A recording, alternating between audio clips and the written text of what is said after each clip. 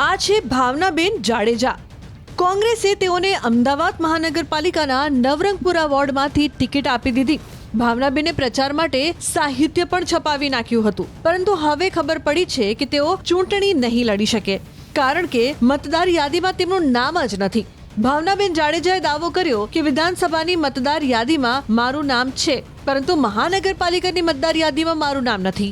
મળતી માહિતી પ્રમાણે માત્ર ભાવનાબેન જાડેજા જ નહીં, પરંતુ ચાંદલોડિયા વોર્ડના ઉમેદવાર ચંદ્રકાંત ગજ્જર, ઇન્દ્રપુરી વોર્ડના ઉમેદવાર ધનીબેન જાદવનું નામ પણ મતદાર યાદીમાં નથી અને તેઓને કોંગ્રેસે ટિકિટ આપી દીધી છે। સેન્સ પ્રક્રિયા દરમિયાન શહેર અને પ્રદેશ સમિતિએ ફોર્મ ભરાવ્યા હોવા છતાં આટલી મોટી ભૂલ કેવી રીતે રહી ગઈ તે ચર્ચાનો વિષય છે।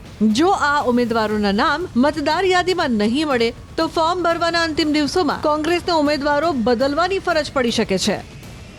કોંગ્રેસ પક્ષે નવરંગપુરાની ઉમેદવાર તરીકે જાહેર કરી એનો મને બહુ આનંદ હતો અને એ પછી મેં મારી મતદાર યાદીમાં નામ જોયું તો વિધાનસભાની યાદીમાં મારું નામ આવી ગયું છે। ભાગ number, serial number, even polling સ્ટેશનનું નામ પણ એમાં આપી દીધું છે, પણ ખબર નથી કયા કારણોસર મારું ત્યાં મતદાર યાદીમાં નામ નથી દેખાતું। એટલે હું એ જોઈને બહુ હતાશ થઈ, કેમ કે મેં બહુ બધી તૈયારી, તમે જોશો કે મેં પેમ્પલેટ છપાવ્યા છે। હું લોકોના ત્રણેય વોર્ડમાં હું જનસંપર્ક માટે મેનિફેસ્ટો વિતરણમાં દરેક મતલબ કોંગ્રેસના કાર્યક્રમમાં હું સક્રિય રોલમાં હતી અને બધી રીતેથી લડી લેવાની તૈયારીમાં હતી। એટલે એક કહેવાય ને કે મારું આ નામ ન નીકળ્યું એ બહુ મારા માટે મને હતાશ કરી રહ્યું છે એ બધી વસ્તુ। અમારે 3 વોર્ડ હતા અને 3 વોર્ડમાં જ્યાં બી જરૂર પડે ત્યાં મારું નામ સમિતિ વતીથી ચાલતું હતું કોઈ મતલબ,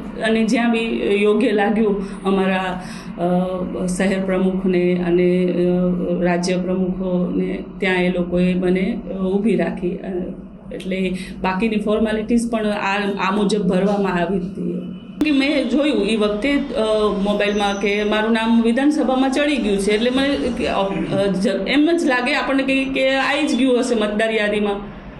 પણ જ્યારે હું મતદાર યાદી ચેક કરવા બેઠી, હું મારી સાથે મારા વોર્ડના પ્રેમલભાઈ સ્ટેડિયમ વોર્ડના, કેમ કે મારું ઘર એવી જગ્યાએ છે ત્રિકોણ ઉપર કે નારાયણપુરા લાગુ પડે છે, સ્ટેડિયમ લાગુ પડે છે અને વાડજ પણ લાગે છે। એટલે મેં ત્રણેય બૂથની યાદીઓ ત્રણેય પ્રમુખો સાથે બેસીને ચેક કર્યું, પણ ક્યાંય નામ નથી। કચેરીમાં એવું થયું કે અમે મહેસૂલ ભવન ગયા નવા વાડજ, ત્યાં અમે ચૂંટણી અધિકારી સાહેબોને મળ્યા। એ લોકોનું એવું કેવું છે કે આમાં અમે હેલ્પલેસ છીએ, હવે અમે કશું કરી નથી શકતા, તમે ગાંધીનગર જાઓ।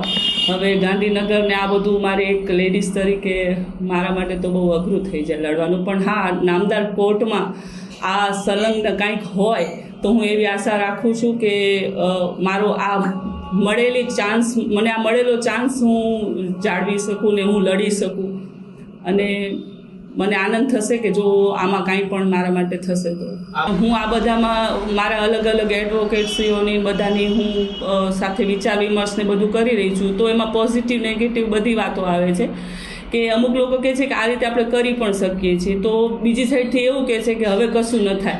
આની અવઢવમાં છું હું અત્યારે, પણ તમારા મીડિયાના માધ્યમથી જો મારો આ પ્રશ્ન સોલ્વ થતો હોય તો હું આશા રાખું છું કે તમે સૌ મને એમાં મદદરૂપ થશો।